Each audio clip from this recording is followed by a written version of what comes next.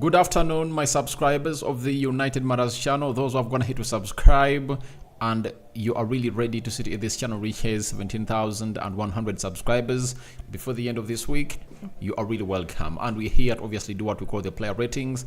And I've gone ahead to decide that today I should really do them with you because I feel like we really have to start doing certain things together. And here, I'm obviously going to talk about all the players that really played in the game of football, and I'm going to be sharing these ideas with you. With the title, Garnacho stood out. Obviously, he was one of the bright sparks in there for you. And not in the Premier League has gone ahead to get the goal involvements that Garnacho has gone ahead to get at the age of 19. Remember, he has gone ahead to find himself really score 7 goals in the Premier League, and he has now 3 assists. Those are 10 goal involvements for Alejandro Garnacho, and he's gonna make 20 years on the 1st of July, meaning that by the end of the season Garnacho might even click more and really score more goals in the Premier League than no other in this season. So let's see close to 100 likes much in this video. Don't forget to subscribe to this channel, and I'll be here to bring you more and more stories. I think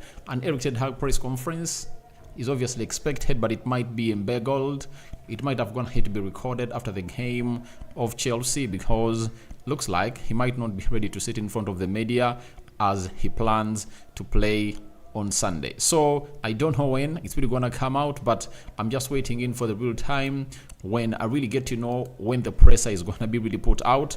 Then I'll be here to really react onto that. On Twitter, on X, I've gone ahead to see Amrabat is really trending at #1 in my country, and people are like, why didn't Erik ten Hag bring on Amrabat? So I tell you, there are questions that we are no longer even here to answer. Ten Hag and Amrabat have gone ahead to fail out. That's known. It's known, and it shouldn't be one of the things we should come here even to discuss about, because it's known to us that Ten Hag and Amrabat are not really seeing eye to eye. And Ten Hag has gone ahead to really pick the likes of Scott McTominay ahead of Amrabat, and another player is in. That is Mount, meaning that his playing time is obviously coming to an end. Early morning, I've gone ahead to see stories that Man United is set to make a decision to sack Erik ten Hag. And for everyone who's really putting out those stories, I really believe it's not the right time to obviously come out and say this, It's not the right time to come out and say this, When you look at the plan of Ineos, sacking Erik ten Hag is not the ideal situation, and they all know that sacking him is not the solution. They need to bring in more and more players. Juma Karim to the Muslims and Ramadan Karim too, and the Christians, we cover you all in the precious blood of Jesus Christ. And let's start it off with Andre Onana. I'm giving him a 5 out of 10. I think for the first goal he's to blame, and I've got to do a little bit better, but he really had all what he had to do in his hands, but let that first goal in. You understand? Then he gets a 5 out of 10 for me. Darlow, very beautiful game, but the end was really ugly. I know that in the first half, Carl Palmer, went ahead to really try to obviously destroy his game, and he sat him down like a couple of times, roasted him, twisted and turned him around in the first half. But in the second half, Darlow came in through to the needful and really defended very well. But that penalty that we conceded late, it really put us out of action, It's not one of those moments that you'll ever want to happen, to see it that you lose late like that. And so for that, I give Darlow a 5.5 out of 10. I know error is human, but sometimes there are errors that will never be forgotten by the fans of Man United. You look at that game, if that foul doesn't come, we win that game. We win it, because what really degenerates the energy of the players on the field of play is how you lose. That is it. The way you lose degenerates the energy, and obviously players are demoralized. And this came in at a point when we had no lead on the pitch. I don't see Bruno Fernandes as leader, because he has failed to show me his leadership skills. Against Brentford, you get a late winner. You are supposed to come out and tell your players that, please, let's obviously be compact. Certain things don't need the manager.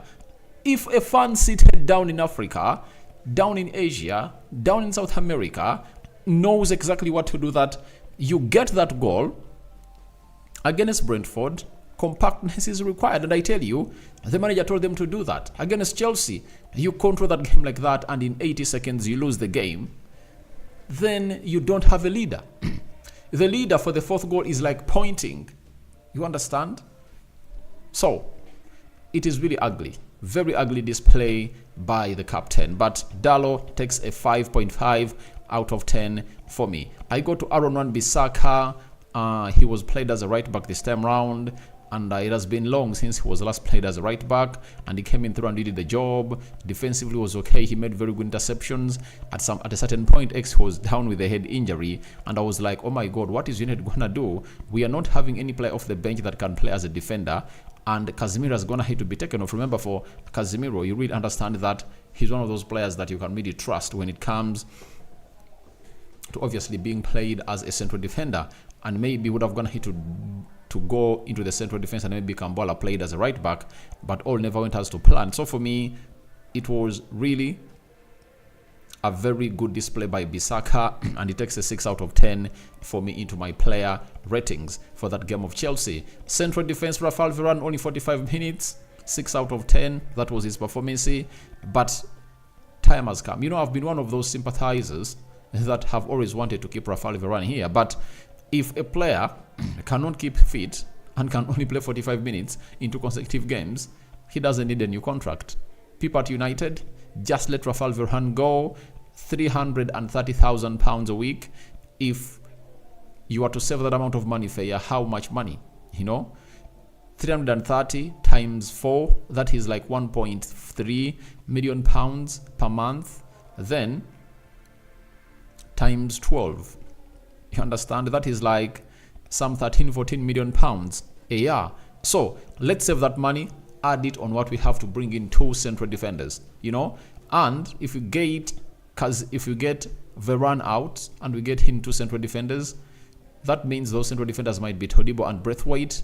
Those are good to complement the likes of Lisandro Martinez and maybe Victor Lindelof. But we need to obviously see to it that we get out 2 central defenders and bring in 2 more, because Kambola is good, but I think we should just really get him to the team slowly by slowly. So after that, we go to the other guy, Harry Maguire.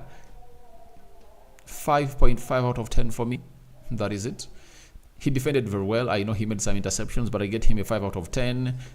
5.5 out of 10 for me. That's what I'm really getting Harry Maguire into the team. Then I go to Casemiro. 6.5 out of 10 for me. He had a very good goal. I've gone here to see people questioning why you take him out. Ten Hag has come out and told us that he was really naked. He was really naked and needed a little bit of energy onto the pitch.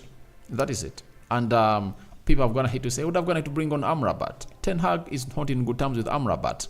Amrabat is just waiting for a season to come to an end and obviously see himself really get off. Even when Casemiro has been injured, Ten Hag has obviously gone ahead to really dump him, because when he brought him in the game of Man City, you saw what Amrabat did. He gifted a goal, and there is no way the manager will trust you, because sometimes when a chance comes in, you have to utilize it and obviously do the needful to see to it that you can really excite your manager. If you cannot really excite him, then it's done and dusted.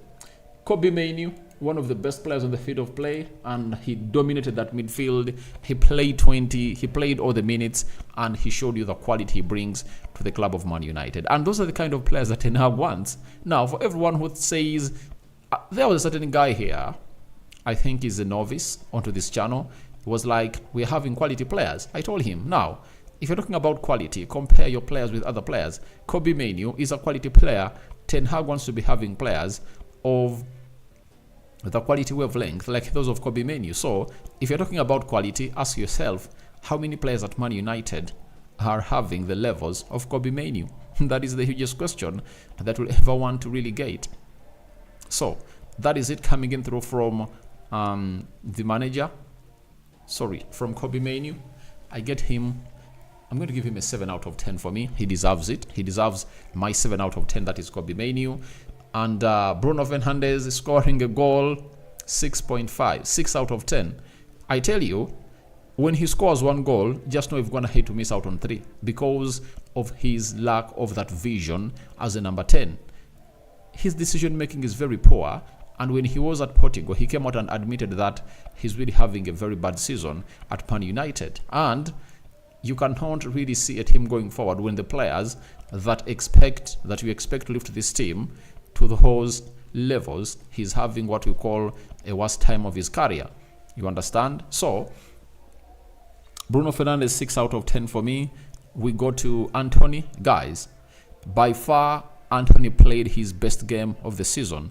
I was here after the game of Liverpool and I was like, that might be the redemption for the man called Anthony. And ever since then, we've gone ahead to see to it that he put up a very good shift. Even the goal we scored against Brentford, he was really part of the build-up. So maybe with that pass, he puts in for the third goal that Garnacho scores, and for the first goal, I think, he really doesn't really lose focus on the ball because Bruno are going to hit to put in a very bad pass, but Anthony tries to really chase it. He pressed and the pass was given to Caicedo, and Caicedo really went ahead to put in a bad pass that resulted into an Alejandro Garnacho gift that went ahead to obviously bury that ball, and he pulled one back. Then for the third goal, he was really very important with that Trevella pass that saw to it that Garnacho really headed that ball into the back of the net to make it 3-2. So he takes a 7 out of 10 for me. He played very well. He was tracking back. The energy was great. He was not selfish. By the way, did you even see Anthony try to shoot at goal yesterday? That is one of the things that I've gone ahead to obviously make me really downplay his game always. Every time he comes up and really puts in shifts like those, I feel like pissed. But this time around, he was like, I'm here for mission. I'm supposed to do exactly what my lads want me to do. And he was so much player to really create chances. And he never came up to do the worst of his career. And this went ahead to obviously put him in a better solution as a player. So for me, I really loved everything that I had to put up as a player on the night, and we are waiting to see what is going to be up. But he takes a 7 out of 10 for me in that game. Garnacho, obviously no one can match his rating in this game. No one can match his rating. Garnacho was really good and he looked really purely interesting. He took the game to the opponents. He scored 2 goals and put up an assist for 1. Nothing comes in there for you. And guess what? To show you how ugly it was for him, he was announced with just 3 minutes to the end of the game as the man of the match. But after Carl Palmer went ahead to score a brace in 80 seconds, it was overturned and Carl Palmer was named the man of the match. So it shows you how Garnacho was really let down by his fellow players onto the field of play, and that was really very ugly of the players that really let him down into that game. But Garnacho for me, 7.5 out of 10, 2 goals and an assist on any day, that wins you the game. But we never went ahead to win that game because of how we went ahead to look at Stamford Bridge, especially in those dying minutes of the game. So he gets a 7.5 out of 10. Rasmus Højlund looked isolated, no chances created for him. That's another thing that we are really not getting at Man United, and it's a moment of truth. We don't create enough for one number 9. That is it. And ever since he returned for the game of Liverpool, he hasn't gone ahead to obviously score a goal for Man United, but chances are not coming at him. Maybe on Sunday, he might really find himself score against Liverpool. And him being a United fan, he knows what it means to score against Liverpool. It might be one of those moments he's waiting in for to obviously relaunch his scoring rate. But still now, I still feel that he can really get himself to 20 goals this season. He has 7 more goals left in his legs. You know, we are left with 8 games to go in the Premier League, and I think he can really get 7 goals. And we're having 1 game to play in the FA Cup semi-final. If he keeps himself fit against Coventry, I know he'll really annihilate them at Wembley. That is the man himself, who goes by the names of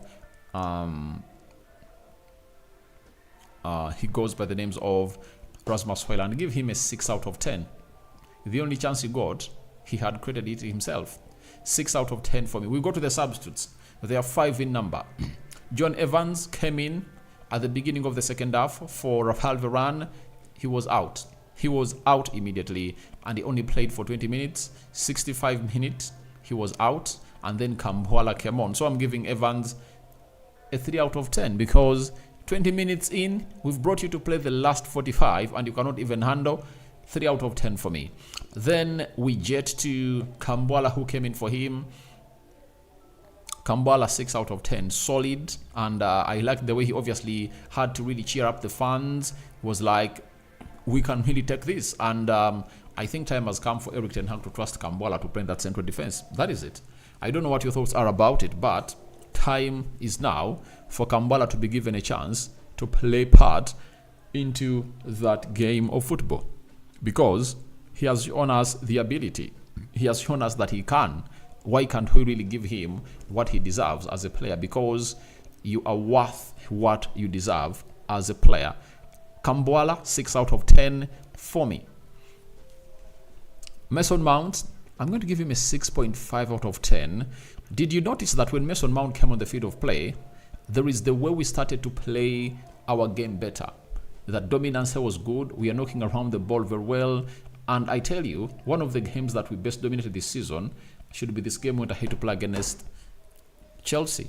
We dominated that game to the fullest, and we really put up a shift that we should obviously go ahead and obviously hail and really thank these players for what they've gone ahead to do. Because just because that game ended in a loss doesn't mean that we should really be talking Ten Hag should be sacked, blah blah blah blah blah. The problem is this manager has shown us how good he can be, but he lacks players. He lacks players. Get him a 22-fit man squad and leave the rest to him. Like, in the central defense, have Braithwaite, Todibo, Lisandro Martinez, Victor Lindelof, Kambwala. 5 central defenders. Get out Harry Maguire, get out Rafael Varane, get out Johnny Evans, and have like 5 central defenders to have to play. Have Luke Shaw and Malacia fit for the season. Then have Dalo and Frimpong as right backs. Have Casemiro and another CDM at Man United. Have Kobe Mainoo and another number 8 like Onana. I'm talking about Ahmadu Onana from Everton. Then have a better number 10 than Bruno Fernandes, and Bruno Fernandes there. For the right attacking side of the midfield, you okay. You can have Garnacho, there is Anthony, there is Amadi Diallo. 3 players, they can help us there. Left, Rashford can't be sold, and that's why I'm not going to talk about him leaving. Have Garnacho, Rashford, have Rasmus Højlund and Benjamin Šeško, and leave the rest for the manager. I tell you, he will do a job for you. But in this circumstance, when he's having the likes of Scott McTominay's, Harry Maguire, and very many others, the club of Man United, we are not going to go anywhere. You know, that's what we call downing tools to the fullest. We'll down tools like no other every time we really have a chance to clinch the next spot. In 2 games, we've gone ahead to drop 5 points, and those 5 points would have gone ahead to be very influential into what our season was going to be shaping like. So that's the problem at Man United, and we need to obviously come in through and really look at what we need to do next as a club of Man United. The other player that came on was Scott McTominay, 6 out of 10 for me. That's what I'm really giving him. And who else? I think the 5 players are done. Kambwala, Mason Mount, Scott McTominay,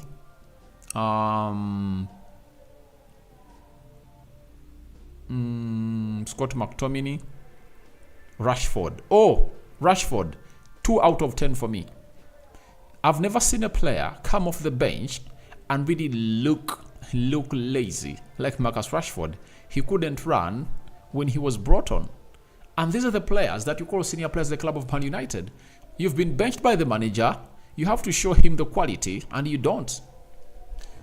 When I tell you that Marcus Rashford is really one of the players we should sell at Man United, some people say I'm really having an agenda or a personal vendetta over him. But, guys, his essentials that's going to hit to show shouldn't really keep him at the club of Man United. That is it.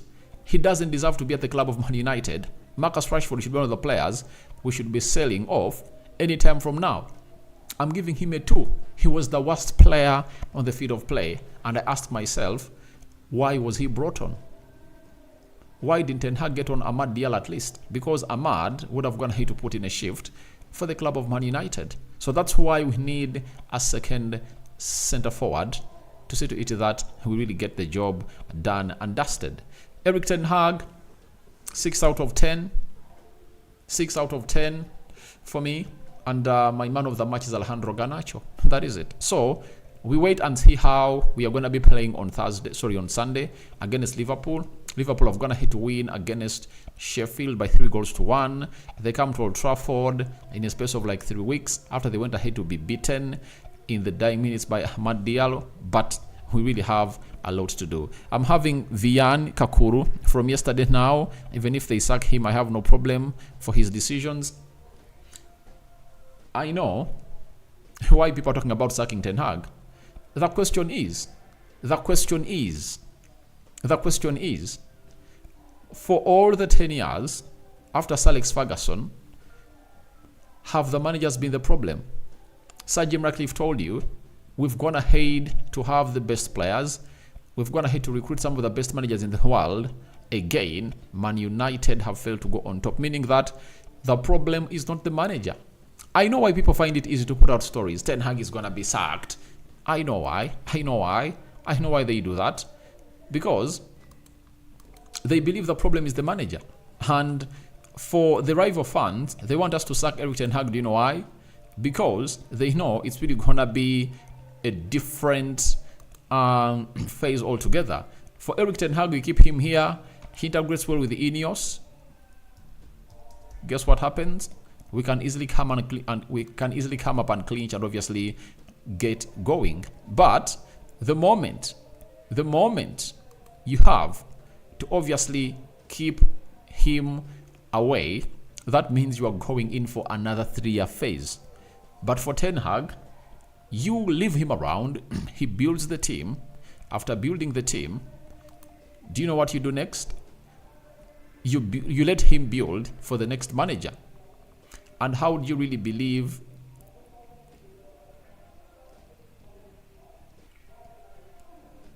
so you leave him around to do the needful? And I've gone ahead to see journalists putting out stories, and today I've gone ahead to see Rob Dawson, correspondent of Man United, coming out and confirming to us that Man United is ready to stick with Erik Ten Hag. And the moment Ineos sack Ten Hag, I'll have to question their abilities and their thinking onto the game of Man United. We need better thinkers at Man United. Now, if you're Ineos and you think sacking Ten Hag is going to give us results, then I'll question everything we're going to do at the club of Man United. You have to steady the ship with Erik Ten Hag.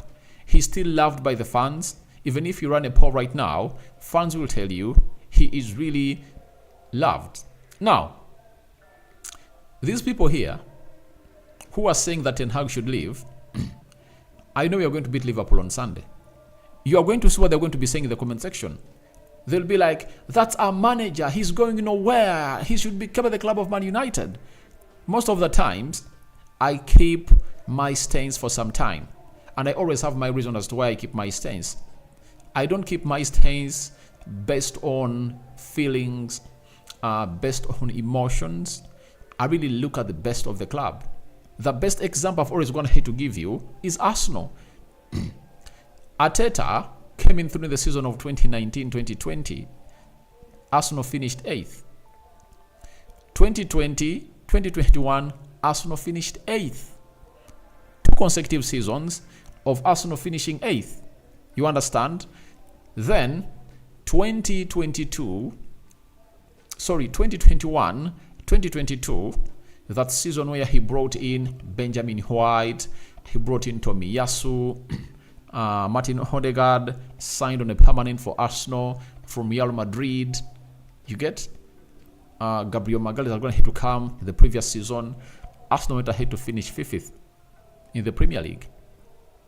But Arsenal fans were like, he should leave the club of Arsenal. He's not supposed to be a manager. He's not the right guy for the job. That's what Arsenal fans were saying. 2022-2023 season kicks in. He almost won the Premier League. 2023-2024, he's 2 points behind the table leaders and ahead of City. If they had gone ahead to sack him, would Arsenal have gone ahead to get these yields? Let's be factual. Now, sometimes you need to be more patient. You are referring yourselves to Man City, Arsenal, and Liverpool, but have you gone ahead to sacrifice what they sacrificed? Because for them to be here where they are right now, they had something they sacrificed. And what they sacrificed is sticking with their manager, getting in the right people to run the job, like to run the club.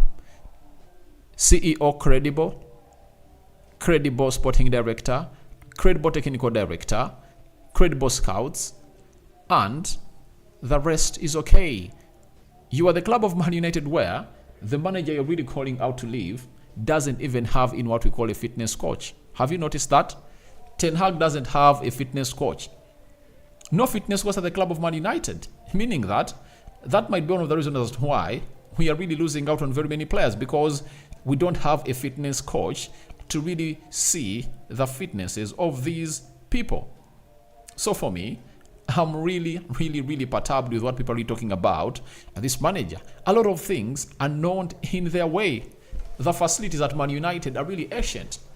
That's why this man wants to dish in close to £100 million to improve the facilities of Man United.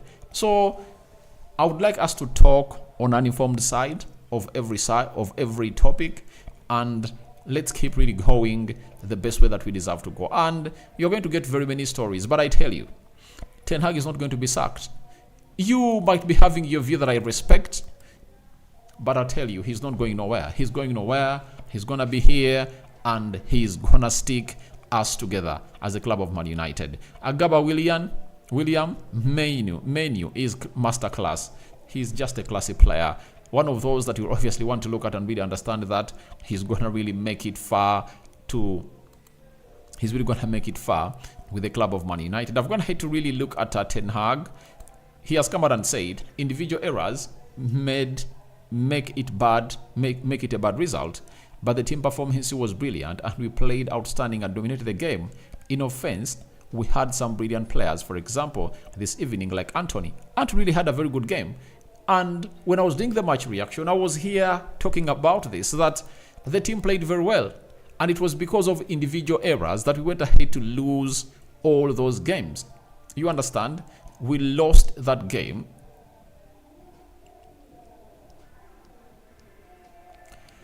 So, when you look at how things are really panning out at the club of Man United, you just have to understand that it is really gonna continue to act like that. You get? It's really gonna continue to act like that. So, continue to really support this manager. I tell you, he's gonna take us places. You might not be having those lenses to look far, but looking far is not for everyone. You get? I understand your frustrations and feelings, but ask yourself, what has United been all about in the previous years? Same old song has been sung. So let's not come out and really feel like we are gonna really be the first people to obviously go through this.